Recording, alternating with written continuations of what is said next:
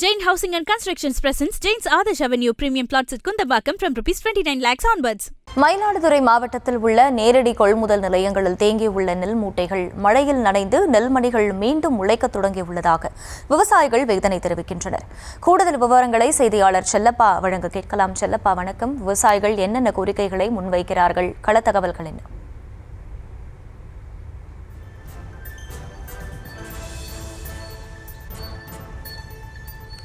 வணக்கம் அகிலா.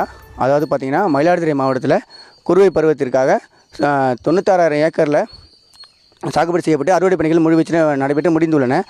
விவசாயிகள் நெல்களை கொள்முதல் செய்வதற்காக அரசு நேரடி நெல் கொள்முதல் நிலையங்கள் 144 திறக்கப்பட்டு செயல்பட்டு வந்தன. ஆனால் தற்போது 1,19,000 ஏக்கர் 1,19,000 மெட்ரிக் டன் நெல் மூட்டைகள் மட்டுமே கொள்முதல் செய்யப்பட்டிருக்கிறது.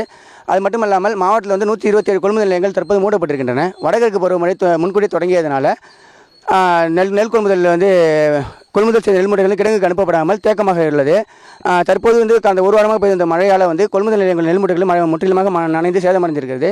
தார்படுத்தாக போட்டு மூடி வைத்திருந்தாலும் நெல் மூட்டைகள் உள்ள நெல் மூட்டைகள் தரையில் இருப்பதால் ஈரப்பதத்தின் காரணமாக நெல்கள் முளைக்க தொடங்கியிருக்கின்றன.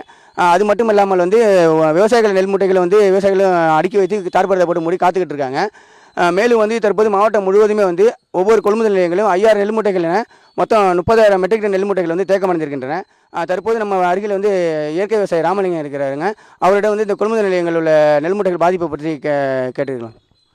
இப்போ பார்த்தீங்கன்னா, மயிலாடுதுறை மாவட்டத்தை பொறுத்தளவு 150க்கும் மேற்பட்ட டிபிசிகள் திறந்து குறுவை நெல் சாகுபடி செய்யப்பட்டதை கொள்முதல் பண்ணியிருக்கிறாங்க. அந்த கொள்முதல் செய்யப்பட்டதை பாதுகாக்கிறதுக்கு இது கடந்த 10 ஆண்டு காலமாகவே தெரியும். பாதுகாக்கிறதுக்கு தேவையான அந்த கட்டை போட்டு எடுக்கணும், அதுக்கான படுதா வேணும், அதுக்கான வசதிகள் இருக்கணும் அப்படிங்கிற மாதிரி ஒரு சூழல் இருக்குள்ள. ஆனால் அதெல்லாம் எதுவும் கிடையாது. வாரியான டிபிசிகளில் இப்போ ஓப்பன் டிபிசியாக தான் இருக்குது. அதுக்கான தளவாடங்கள் இல்லாமல் நெல் மழையில் நனையக்கூடியது, அந்த மாதிரி மழையில் நனைஞ்சதுனால முளைக்கக்கூடிய இந்த சூழல் இருக்குது. இப்போ இங்கேயும் பார்த்தீங்கன்னா, மாயாரம் பூரா ஒவ்வொரு டிபிசிலையும் குறைந்தபட்சம் 2,000லேருந்து 5,000 மூட்டை வரைக்கும் தங்கியிருக்கு.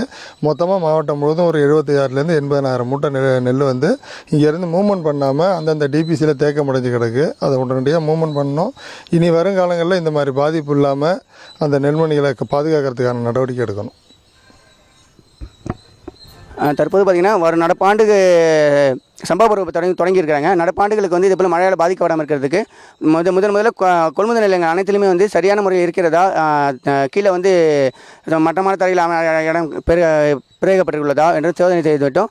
அதன் பிறகு கொள்முதல் நிலையம் திறக்க வேண்டும் என்றும் கோரிக்கை வைக்கிறாங்க. அது மட்டும் இன்று டெல்டா மாவட்டத்துக்கு மயிலாடுதுறை மாவட்டத்துக்கு ரெட் அலர்ட் விடுக்கப்பட்ட நிலையில் இன்று மழை பொழிவு இல்லாத நிலையில் ஒவ்வொரு கொள்முதல் நிலையங்களும் லாரிகள் மூலம் நெல் மூட்டைகள் கிடங்குக்கு கொண்டு செல்வதற்காக லாரிகள் வந்திருக்கிறது. அங்குள்ள விவசாயிகளும் தொழிலாளிகளும் நெல் மூட்டைகள் குடனுக்கு அனுப்பும் பணியில் ஈடுபட்டு வராங்க. ஆனால் நெல் மூட்டைகள் முற்றிலுமாக முளைக்க தொடங்கி மிகவும் சேதமடைந்திருக்கிறது.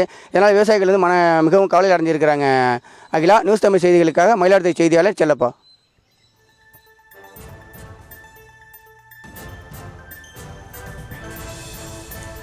களத்தில் இருந்து விவரங்களை வழங்கியமைக்கு நன்றி செல்லப்பா.